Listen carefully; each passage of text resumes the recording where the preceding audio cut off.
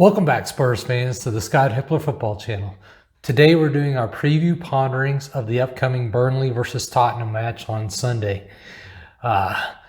So looking at this match, coming off a bad loss in the Conference League, this is very important to the team, and seeing how this will work forward and how Conte is going to continue molding this team. So we're going to look at different aspects of this game. We're going to kind of preview or look at the two different teams, where their standings are at, talk about a couple different key components, and then we'll have a prediction at the end. All right. So while we're going through all this, I want you to ponder upon this. It's apparent that we have absolutely only one absolute center back option that's guaranteed to be the best option, and that's Romero. He's out this match. So Dyer's been playing better under Conte, and this season, it's arguable. Still has some of his little errors going on there. And then Davies has been a consistent player for Conte in that left center back position.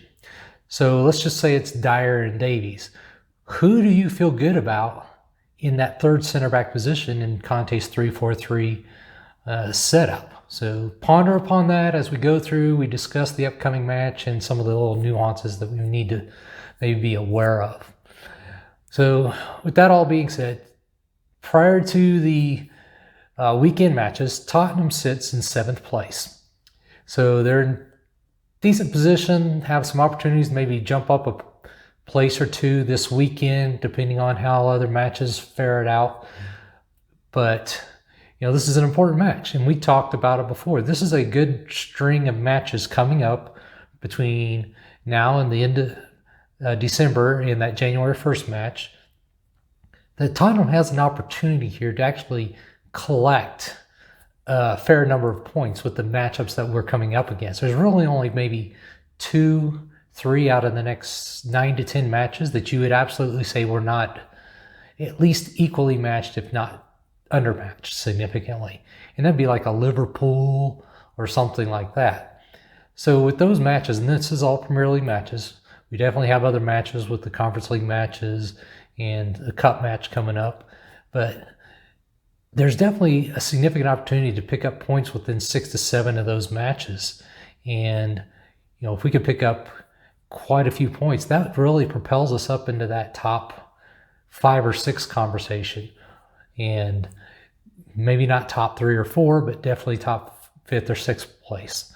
So this is going to be one of those matches that you would expect we get some sort of result, and you would expect a positive result. And I would think now, barring that match from the midweek in the Conference League, you kind of throw that out. Conte played a lot of our, whatever you want to call them, second team, second string, not our frontline players. He did play like Kane and a couple other frontline players, but the fact of the matter is it was not our strongest team by far. And we know there's a big disparity between those that start regularly and those that don't. And it was apparent in that match. You could see it. So that's kind of by the wayside. I think it was really Conte trying to figure out what he has, because he hasn't had an opportunity to see a number of those players. And you have to say, he figured out there's definitely some people who you can't rely on. Dele Alli, for one. Ndombele was less than effective. I mean, the entire first half he was ineffective. And then in the second half, he was a little more effective when he had significantly better talent around him, because Conte brought in some of the first squad players to actually try to salvage the situation. So Ndombele, I would say another poor outing was Sanchez. I mean, he was at fault, or at least culpable, for those two goals that they had, and especially the first one. He just flat was smoked. They just took him to task, and so he got exposed, as he often does. You have to look at our winger or outside wingers. Dougherty again provided nothing really effective going forward or helping with the defense. You look at Sessignon, he was out after 30 minutes on a red card, or 2 yellows, red card equivalent. So, we didn't do ourselves any favors in this match, and it definitely shows that there is such a disparity. And it's not even saying that our frontline starters are good enough for us to be able to get where we want to go. If we really want to challenge and compete at the highest levels, even our frontline starters aren't good enough. But there is a significant disparity between what we have as frontline starters and our second string. So I think our frontline starters are going to be back in, just like we were against Leeds United. That's going to be kind of the same setup. Tottenham against Burnley has only lost against them in 2 of their last 10 matches, or 1. So we're undefeated against Burnley in our last 5 matches. Typically, Burnley plays us pretty tough. There's a couple matches in our last 10 where we've kind of really gotten after them and smoked them pretty good. But for the most part, they're usually pretty tight matches, especially when they're away. At home, we kind of do take control, but that's not the case here. We're going to be at Burnley's home field. So that's where they usually tighten up, and things are a little more difficult for us.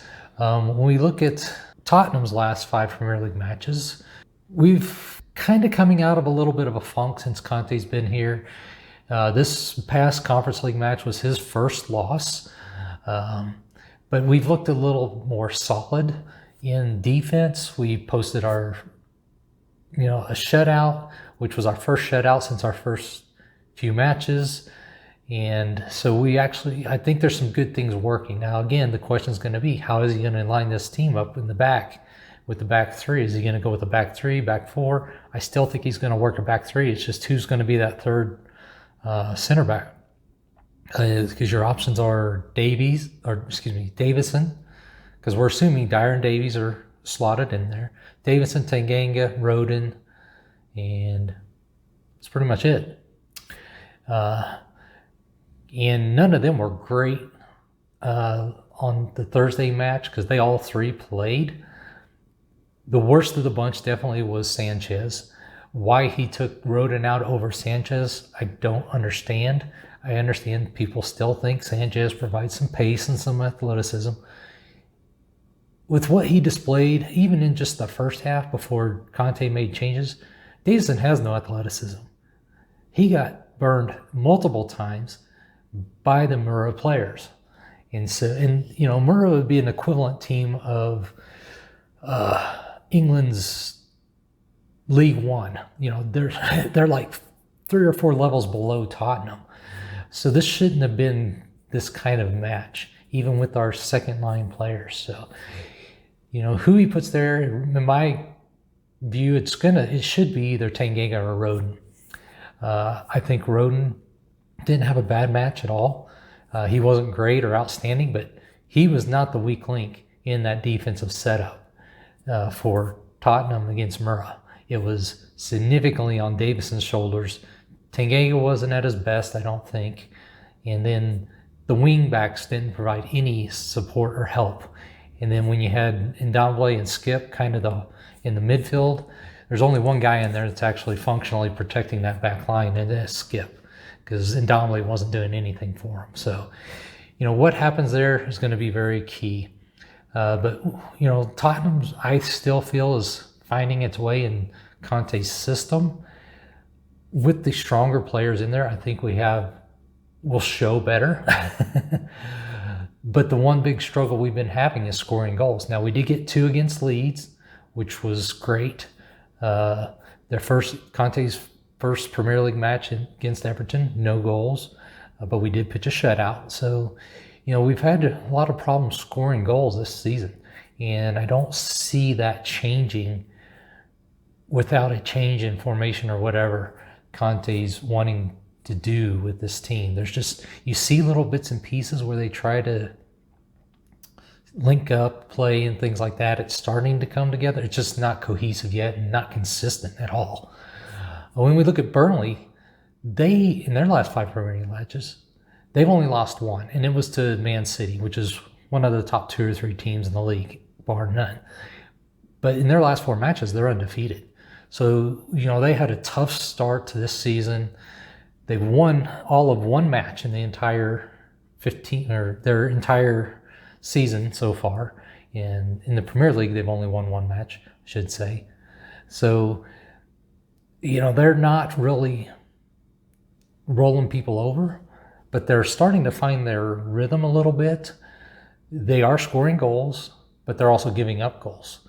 So in the first 9 matches, they were giving up about 2.5 goals, they were giving up 2.5 goals a match and scoring about 1.67 a match.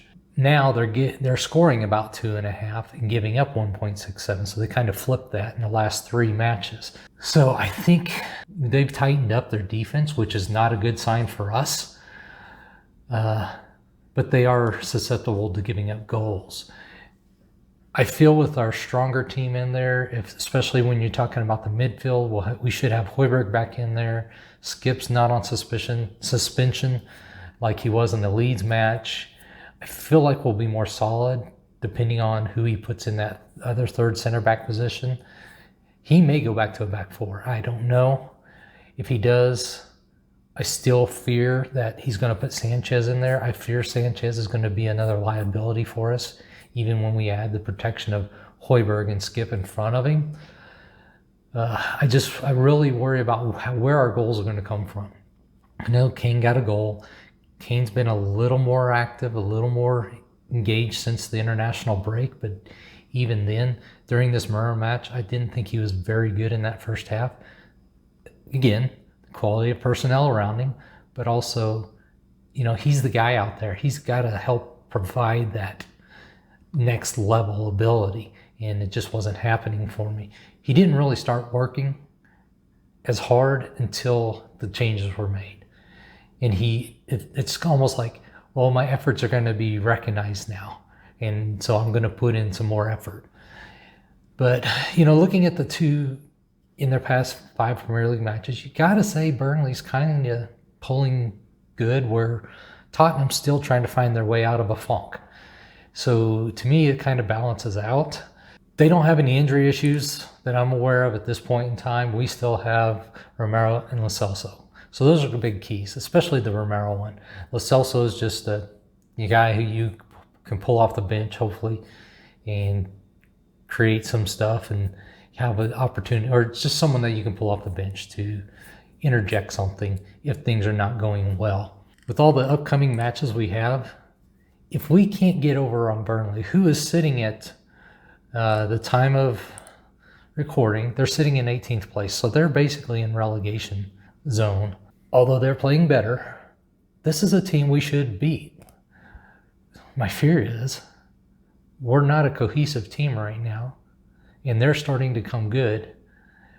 While they're starting to score, we're still struggling to score, but our defense is, I believe, tightening up a little bit under Conte, which is a good thing, because we were letting goals through left and right before Conte got here, when we were going through that downward spiral under Nuno. So this one to me is very difficult to call.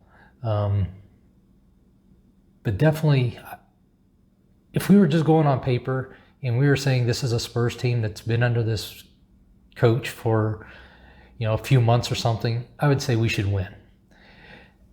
As things stand at this moment, I really feel like we're going to get a 1-1 draw out of this. Kind of like last week, I thought we'd get a 1-1 draw out of Leeds, was hopeful for a 2-1 win. I'm kind of in that same boat this week. I feel that, especially at Burnley, like I said, they play well at home. There's not usually a blowout there for us. Our blowouts against them have happened at our home. I think we're going to struggle again to score. And there's a goal to give up there if Sanchez is playing. So I feel like this is going to be a 1-1 draw. Hopeful for a 2-1 win, just like with the Leeds. Hopeful for that 2-1 win. But looking at everything, looking at the situation, I just can't convincingly say, hey, we're going to win this one. I think we're going to be in another draw situation or near draw situation. Now, unfortunately, it could go the other way. That's why I'm like in the middle here. But I feel better with this one than I did against Leeds. that we will get a draw, not something worse, and hopeful for the win. Where Leeds, I was thinking draw, hopeful for a win, but it could easily go the other way. But yeah, this is another one of those that, gosh, Tottenham should win, but Tottenham will be Tottenham, and you can never know. But let me know what you all think. If something interesting has been spoken about here or something gets your wheels turning a little bit, hit that like button, and come on, you Spurs.